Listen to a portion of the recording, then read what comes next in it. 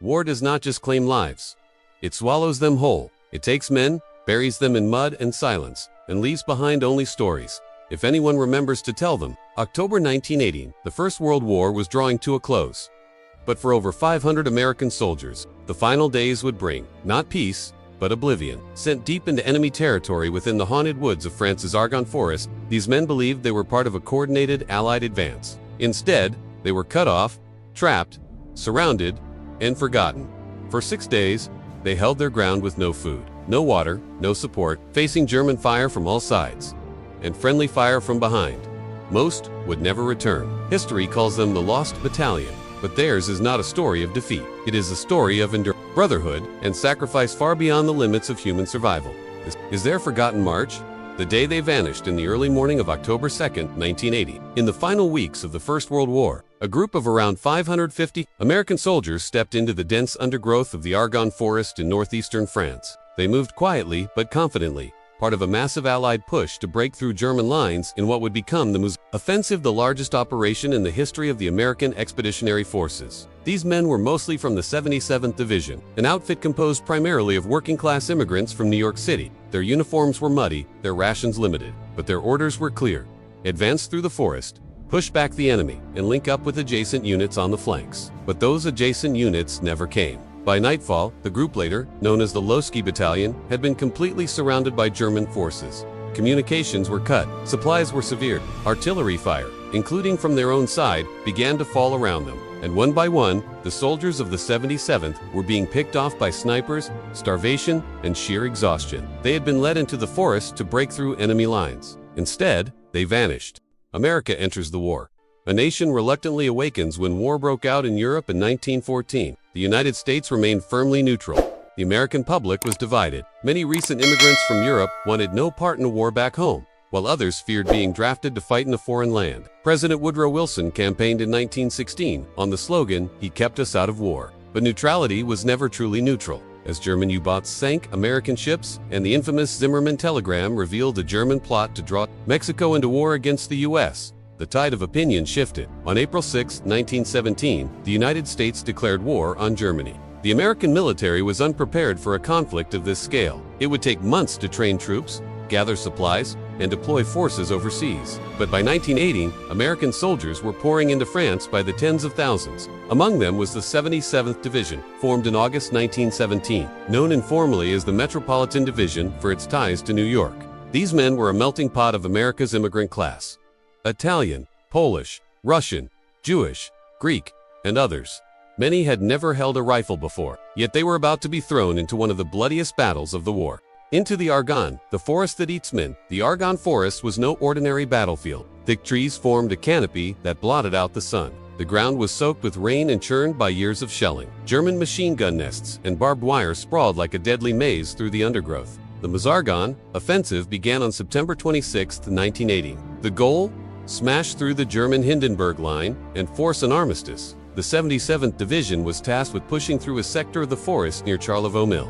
The plan was that units on either side French to the left, other American divisions to the right would advance simultaneously. On October 2nd, Major Charles Whittlesey led his men forward. Whittlesey was not a career soldier. He was a New York lawyer who volunteered out of a sense of duty, stern, bookish, and brave. He commanded respect through quiet strength. His men, numbering around 550, advanced rapidly, capturing German positions and moving deeper into the woods. But as the hours passed, something became clear. They were alone. The flanking units had failed to advance. The Lost Battalion was lost, not because of incompetence, but because of isolation. German troops quickly encircled the Americans, cutting off every path back. The trap had closed. The trap closes when orders betray men trapped in a narrow ravine near Charlevaux Mill. The men dug shallow foxholes and set up defensive positions, but the terrain offered little cover. Rain turned the ground to mud. Sniper fire came from every direction. Whittlesey sent runners to communicate with headquarters, but most were captured or killed. The only lifeline left was a carrier pigeon named Cher Ami. American artillery, unaware of their exact position, began dropping shells on their own men. Whittlesey sent a desperate message. "We are along the road, parallel 276.4. Our own artillery is dropping a barrage directly on us. For heaven's sake, stop it." Meanwhile, German officers called for surrender. They even dropped notes across American lines, offering medical care for the wounded if the battalion gave up. Whittlesey refused. "We will not surrender," he told his men. "We will fight on." The men, surrounded, outnumbered, and outgunned, began to die in greater numbers. Siege, hunger, thirst, and death from all sides. No food, no water, no medicine. Over the course of 5 days, the Lost Battalion held out against repeated German attacks. Every morning, they buried the dead. Every night, they listened to wounded comrades cry out in pain. Disease spread. Morale collapsed. Men drank from muddy puddles. Some sucked on moss to keep their mouths wet. Ammunition ran low. Guns jammed. Hands froze from cold and blood. And yet, they held. A cook named Abraham Krotoshinsky crawled through German lines for over a mile to deliver news of their position. Dozens of attempts had failed, but he made it. Reinforcements began to form. Cher am I. The Pigeon flew through German fire to deliver the message that saved the battalion. Despite being shot through the breast, blinded in one eye, and with one leg nearly torn off, she completed the mission. Her message: "We are along the road 276.4. For heaven's sake, stop it." She would receive the Croix de the Pigeon, the blood, the barrage, a cry for rescue finally. On October 7th, after 6 days of hell, American forces broke through German lines and reached the survivors. Only 194 of the original 554 men walked out of that forest. Many were carried. Most were wounded. All were changed forever. They emerged gaunt, filthy, hollow-eyed. Others were missing limbs, but they had refused to surrender, refused to break.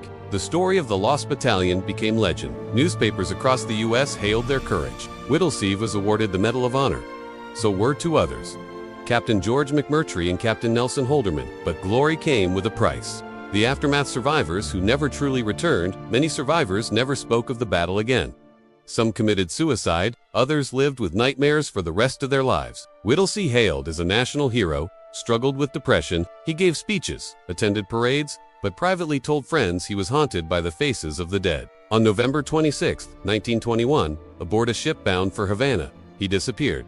His body was never found. He had gone overboard in the night. Others faded into obscurity. They had survived hell, but America moved on. The Great Depression, another world war. History forgets quickly, but among the ranks of the Lost Battalion were stories of incredible courage. Medics who gave up their own bandages to save others. Soldiers who covered grenades with their bodies. Men who fought hand-to-hand with bayonets to protect their brothers. Legacy. What the world forgot, the Lost Battalion remains one of the most famous American episodes of World War I. Their story has been told in books, films, and documentaries. But few today know the full depth of their suffering. They were not special forces, not elite. They were barbers, bakers, tailors, and clerks. Thrown into a nightmare, they held together through nothing but raw grit, leadership, and a refusal to give in. Their courage reshaped American military doctrine. It inspired a generation, but it also exposed the terrible cost of poor communication, bad planning, and the dehumanizing machinery of modern war. The lost shall not be forgotten. Today, deep in the Argonne forest, a monument stands where the Lost Battalion made its last stand.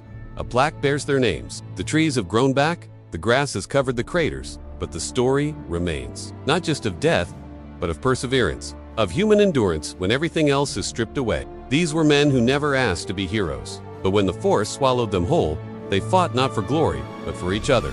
They never surrendered, they never broke. And though many never returned, they will never be forgotten. They marched in as ordinary men and emerged, those who survived, bearing the invisible scars of war. They were not born heroes. They did not volunteer for legend, but when the orders came, they obeyed.